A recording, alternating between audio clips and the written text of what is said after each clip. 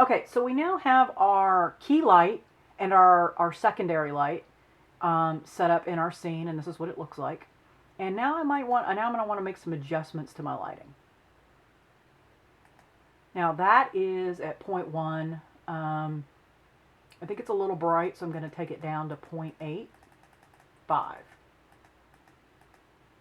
And the more you start playing around with these and practice with these, the more you'll begin to understand what they do.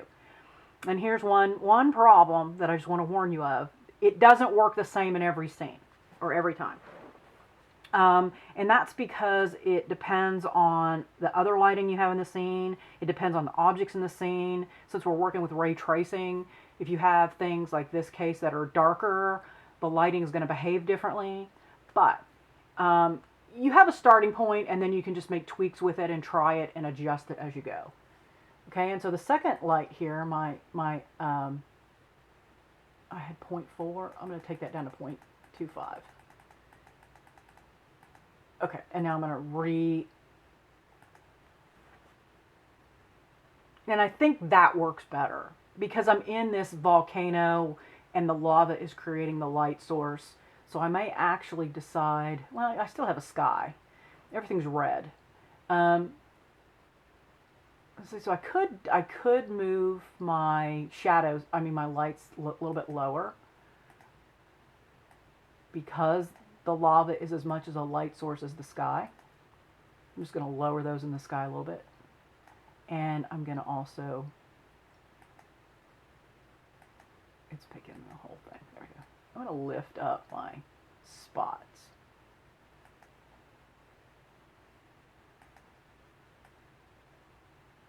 Okay, now let's render this out.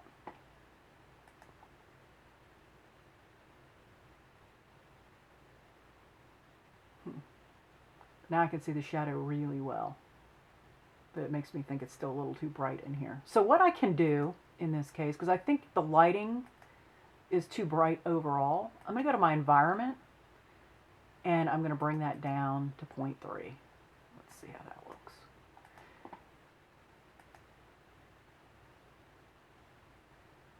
Okay, I've lost the glow of the... So what I'm going to want to do is go back to my material and self-illuminate a little bit. Or let's just try 0.4 and see what that does. And I'm going to change my exposure control to automatic.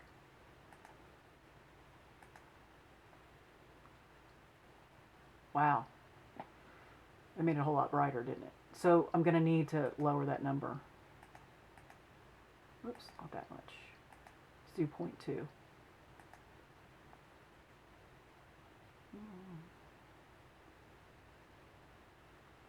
Yeah, it's way too bright.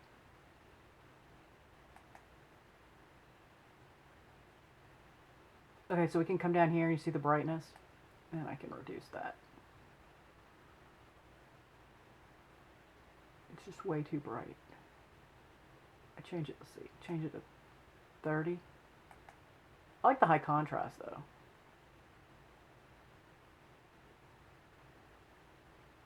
You can do a little render preview here if you want. Oh, look at that. Kind of like that. See, that's what I'm talking about when I'm talking about how if you're going to break the rules, you really want to break them. Like, that is clearly meant to be broken. It's not something that somebody messed up. Take down my contrast. Okay, a little too much. Set that about... Oops. About 35-ish. I'm going to get rid of that tint.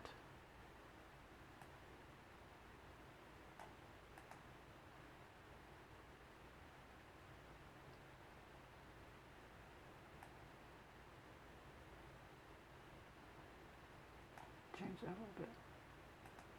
See how we do. Well, that's kind of creepy. Okay, usually it works. Sometimes it doesn't work. I don't like it as much. So I'm just going to go back to no exposure control. But that is something that you can work with. You can play around with that and see how that works for you.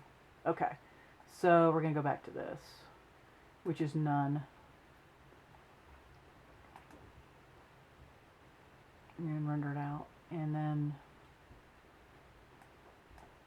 I'm going to come back to my light over here, and I'm going to take it back up to 1-ish.